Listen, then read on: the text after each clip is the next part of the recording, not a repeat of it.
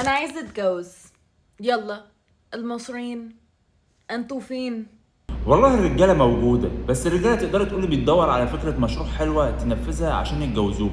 وانا النهارده عشان خاطر الرجاله انا جايب لكم فكره مشروع النهارده، لو عملتوها صح كلكم هتتجوزوه، كلكم او واحد منكم. يلا نشوف الفكره. اخيرا مشروع العمر، اخيرا مشروع العمر. حط كده ها. اخيرا مشروع العمر.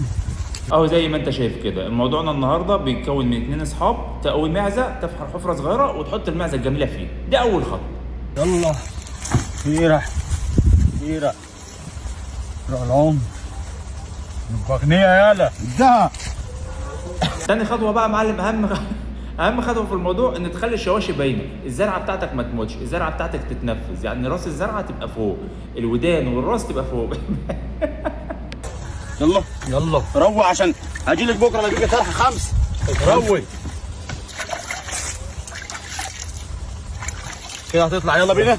ما شاء الله على الرجاله. طبعا هنا الرجاله عارفه هي بتعمل ايه كويس جدا، يعني هي زرعت وسقت بحيث ان يعني تيجي بعد اسبوع تلاقي المعزه جدرت. والله حلو. حلوه الفكره. بينا يلا. اوه شوف جابت قد ايه. ما يا ولاد اللعيبه، شفتوا الشجره؟ شجره معيزه اهي، وانا اللي كنت مفكر المعزه بتولد ادالها تلعب بتتزرع. الو السلام عليكم. والنبي كنت عايز شويه تقوي معيز من عندكم والنبي. لا نفس النوعيه. ماشي. يلا بهبكوا قوي. باي.